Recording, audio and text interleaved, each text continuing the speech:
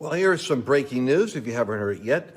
In a surprise turn of events, what we thought was going to be a much longer impeachment ordeal was evidently thwarted when the defense team for Trump said, okay, we have about 100 people we want to depose in that case. And I think on that list was Kamala Harris. And it was like, what? What? You're saying what you want to do what? Oh, forget this. And all chaos broke loose. And they suddenly came to the conclusion that let's just get this thing to a vote and get this over with. So the Democrats had all the sound bites that they wanted to get out. But then the Republicans just played a montage of fight, fight, fight, fight, and calls to what would look like insurrection rhetoric that was used even by Democrats in their protest enthusiasm this year.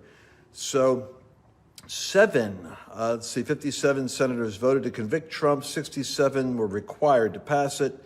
They fell short, but we have 7 Republicans that voted against Trump. Richard Burr of North Carolina, Susan Collins, nothing new there, Bill Cassidy, Louisiana, Lisa Murkowski, Mitt Romney, Ben Sasse, and Pat Toomey, who's going to be leaving the Senate forever anyway. And so it's going to be.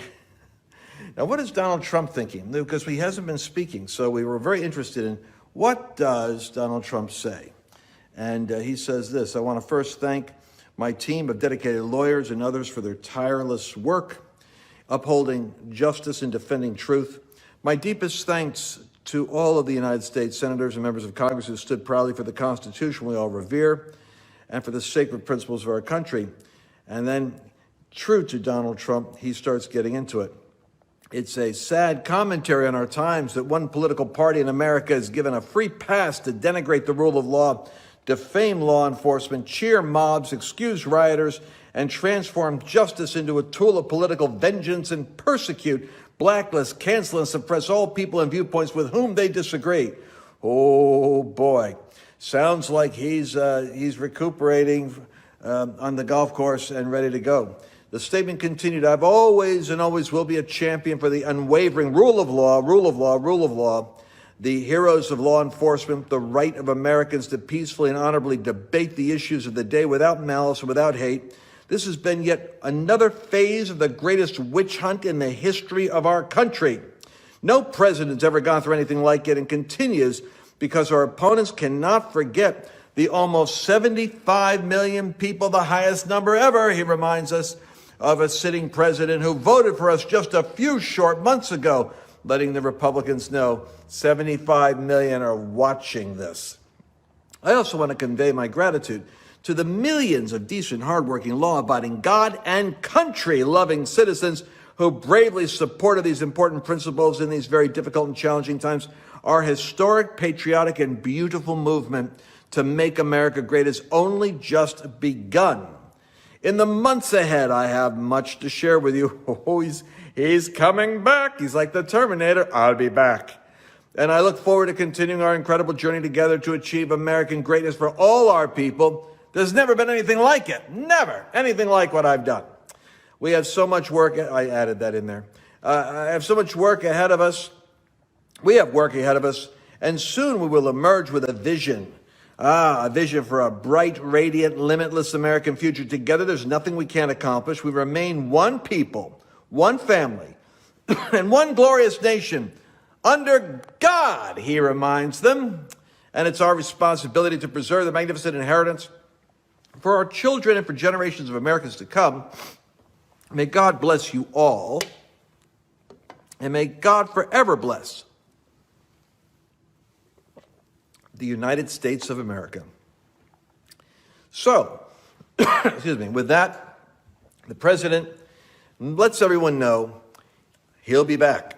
And I promise you, on his list of naughty and nice are the congressmen and women and senators who did not stand with the 75 million people who have been just going through this nail-biting ordeal, because everywhere we go, we're bludgeoned, we're we're deplatformed, we're lumped together with all kind of Hitler-esque kind of fantasies of what the left wants to present as their version of reality.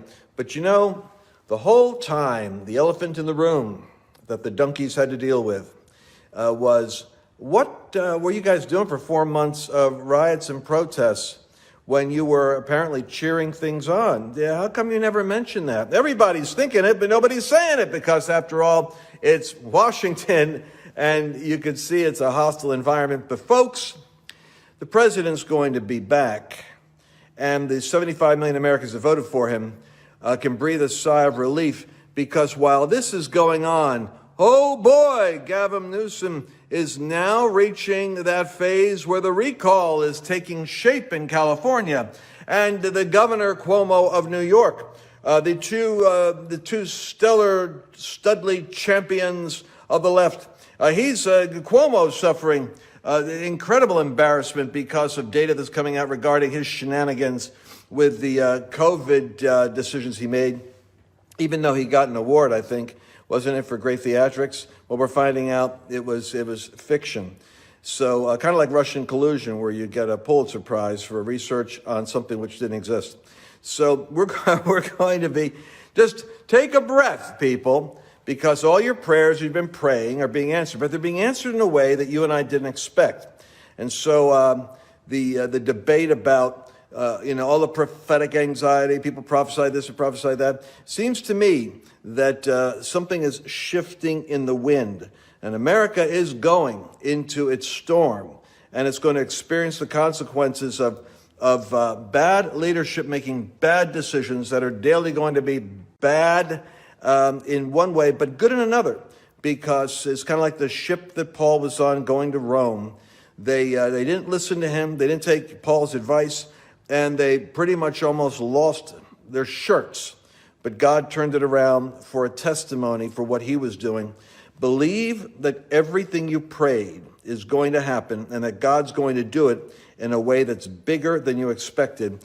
Take heart. Share this with your friends. This is Lance Wallnau coming to you with breaking news from my studio here at an undisclosed location in my underground bunker. Talk to you soon. God bless.